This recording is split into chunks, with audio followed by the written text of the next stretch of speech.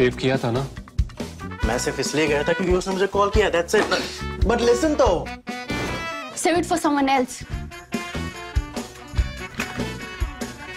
जिंदगी में सेव करना जरूरी है, मगर जब बात पैसों की हो, सिर्फ सेविंग से काम नहीं चलेगा। इक्विटी म्यूचुअल फंड्स में इन्वेस्ट कीजिए और अपने सेविंग्स को आगे बढ़ने का मौका दीजिए। Mutual fund investments are subject to market risks. Read all scheme-related documents carefully. Before we begin, I would like to make an appeal to you. For those who haven't already, I request you to take ThePrint's YouTube membership, which only costs 159 rupees per month. Click on the join button to enjoy exclusive member benefits, including loyalty badges, priority responses, and member-only videos. We are now also extending newsletters to our YouTube members. For this, I request all YouTube members to write to us with their full name and email address at members@theprint.in, and we will get back. Now coming to the main subject, like this episode of Politically Correct. In this episode, I am going to talk about why Prime Minister Narendra Modi had so many reasons to be disappointed with his colleagues in the BJP. But before that, let me briefly discuss the results of by-polls in 7 constituencies spread over 6 states. In the last episode, we discussed that. Now the results are out, and many of you have already asked me that, okay, once the results are out, I should be talking about it, but I'll just do it very briefly. So what is the big picture? Out of the 6 seats the BJP contested, it won 4. Out of the 3 seats the Congress contested, it lost all. The results should bolster the BJP's confidence ahead of Gujarat and Himachal elections. The BJP seems to be gaining or consolidating its hold vis-a-vis regional parties. Let me go state by state. So in Bihar first, the results signal a tough fight between the BJP and the Nitish Kumar led Mahagathbandhan or Grand Alliance. In Gopalganj, which was held by the BJP, the RJD almost defeated the BJP. But you know, the AIMIM and BSP together, now BSP had fielded Sadhu Yadav's wife. These two parties got about 21,000 votes. Now they ate into the Yadav and Muslim vote bank of the RJD, and so the difference, the victory margin was just about 1,800 votes. The BJP candidate won by 1,800 votes, but AIMIM and BSP got about 21,000 votes. So if these spoilers were not in the fray, the RJD could have defeated the BJP in Gopalganj. In Mokama, held by the RJD, the RJD of course won, but the winning margin came down to about 17,000 from 36,000 in 2020. The BJP had fielded a wife of another Bahubali. The RJD candidate was the wife of a Bahubali named Anand Singh. He was convicted, and then that's how he got disqualified. He's in jail now. So the BJP fielded the wife of another Bahubali and former JDU leader, Surajbhan Singh. The BJP got even Chirag Paswan to campaign for its candidate. Finally, it was the first time the BJP contested, but lost. And yet BJP may not be very disheartened, because it was the first time and it was able to bring down the victory margin of the RJD candidate. Coming to Odisha, there's this Damnagar seat that the BJP held earlier. The BJP MLA unfortunately passed away. The BJP has finally managed to win that seat with a margin of about 10,000 votes. There are some positives for the party. BJD, the ruling BJD in Odisha, had swept Panchayat polls in February. The BJP appeared to be on a downslide after 2019 Lok Sabha and Assembly elections. In the meantime, the BJD appeared to be on the upswing. It kept winning one after another election by polls. 3 years later now, the BJP seems to be recovering a bit, although it has a long way to go in Odisha. Munuguda, in Telangana. Now BJP must be happy with the results despite losing the election. Almost the entire cabinet and legislature party of the TRS was in Munuguda, while BJP top leadership was busy in Gujarat and Himachal. Yet the BJP lost by just about 10,000 votes. That shows that the BJP still has the momentum going in its favor in Telangana. The results also indicated the continuing decline of the Congress, whose candidate lost deposits. Rahul Gandhi's Bharat Jodo Yatra was making headlines in Telangana when voting took place in Munugure. That tells you something about the electoral impact of Rahul Gandhi's Yatra, or the electoral insignificance of Rahul Gandhi's Yatra, you can say. But to be fair to him, to the Congress, it has already said that the Yatra has nothing to do with electoral politics. Well, we won't discuss why and how, but anyway. Let's go to Adhampur in Haryana. You may say that, Bhajanlal family never lost election from that seat since 1968. And so, the former CM son Kuldeep Vishnoi, the seat got vacated after Kuldeep Vishnoi resigned from the Congress to join the BJP. And then vacated the seat for his son. The BJP's victory was looking certain because, as I said, Bhajanlal's family has never lost election from that seat since 68. In fact, it became all the more easier because the Congress, the INLD and the AAP fielded Jat candidates in the Jat-dominated constituency. Results vindicate the BJP, which had appointed a Khatri, Manohar Lal Khattar, the chief minister, to try to mobilize non-Jat votes. So in Adhampur, Bhajanlal family factor aside, the Jat versus non-Jat strategy seems to be still working for the BJP in Haryana.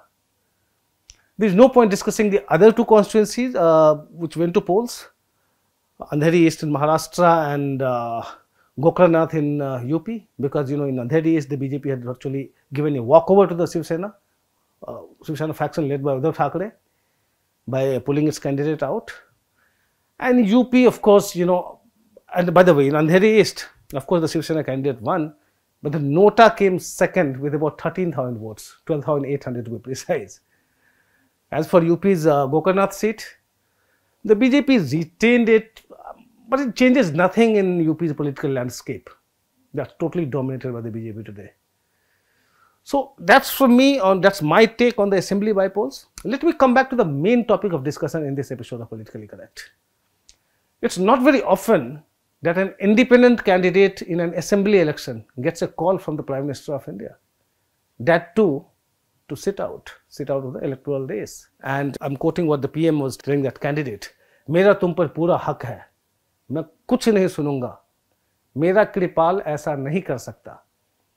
So I have full rights over you. I won't hear anything. My Kripal can't do this. The PM made an emotional appeal to Kripal Parmar, a rebel BJP candidate in Himachal Pradesh's Fatehpur constituency. The former state vice president, BJP vice president, argued that, BJP's national president JP Nadda had actually humiliated him for 15 years. Jaleel ki, as he said in Hindi. But when Parmar told the PM that his call should have come 2 days earlier because the last day of nomination withdrawal was already over, Modi really sounded miffed as he hung up saying, "Acha bhaiya, acha ji," that's all. An ordinary BJP worker arguing with PM Modi. Anyway, the next day the BJP expelled Parmar along with 4 other rebels from the party. The audio-video clip of the conversation went viral on social media on Saturday. Neither the PM nor the BJP has denied it so far. It is not rebutted. So maybe, that video clip is, we cannot authenticate it. It's all on social media, but because in the absence of a denial, it looks like it must have been genuine. And we spoke to the candidate also, Kripal Parmar, and he confirmed that yes, the PM had called him. Anyway, after that clip went viral, opposition Congress looked gleeful, I would say. So you had IYC President Srinivas, he tweeted, so wish the PM had called Xi Jinping with the same hanak to sit out, give up, he means occupation of Indian territory, and go back. That was Srinivas BV. He was taunting at the PM on Twitter. His other Congress colleagues were also having a field day. So you have Supriya Srinath, the Congress spokesperson, she tweeted, Naddaji failed, now Sahib himself is dialing rebels. Forthcoming defeat has made Sahib sleepless. That was Supriya Srinath. Opposition leaders must think that Modi calling up BJP rebels in Himachal Pradesh rather than focusing on the economic, national security and foreign policy challenges would rile the people. Well, that's not how they are known to react to Modi, all of us know. The joke is not on Prime Minister Modi. The BJP would rather make a virtue of it. Look at the PM's commitment to his party. For him, the BJP's interests are supreme. Modi's yatras, domestic at least, are all about the BJP, while the Bharat Jodo Yatra is all about rebranding Rahul Gandhi. The Congress has even invited Sharad Pawar and Uddhav Thackeray to join Rahul Gandhi in what looks like an attempt to rope in Shiv Sainiks and NCP workers to make a success of his yatra in Maharashtra. So that's about his commitment to his party. It's all about him, his rebranding, his branding. And we have discussed about it in other episodes, so I'll leave it at that. On Saturday, the PM was addressing a rally in Solan in Himachal Pradesh. And as the Indian Express reported, the PM said, "You don't have to remember anyone. आपको किसी चीज को याद करने की जरूरत नहीं है. This is Modi who has come to you. Your every vote for Lotus will come directly to Modi's account as a blessing." So the Prime Minister was virtually staking his own brand for the BJP. The Prime Minister of India, despite the enormous responsibility his office entails, is taking time out to dial BJP rebels, while Gandhi looks detached from the Congress's fate in Gujarat and Himachal. That's the difference. As for the impact of the audio clip and the controversy over it, the Congress may think that it exposes the vulnerabilities in the BJP camp, but for all we know, Modi pleading with the rebel candidate may even end up, uniting the BJP rank and file behind the official candidates. It may even work for the party. The audio clip, however, underlines a larger problem: growing indiscipline and factionalism in what is a cadre-based party, with the top leadership looking helpless.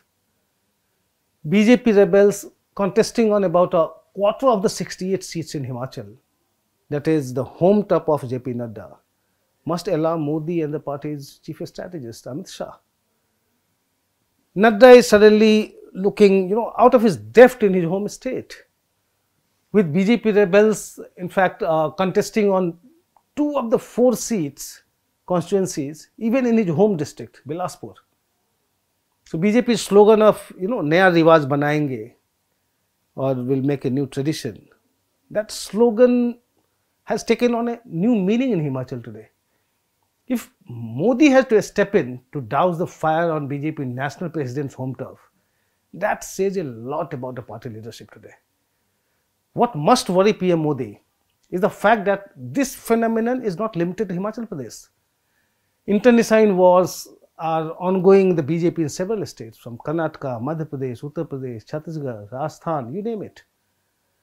The BJP High Command removed B.S. Yediyurappa and replaced him with Basavaraj Bommai as the Chief Minister of Karnataka.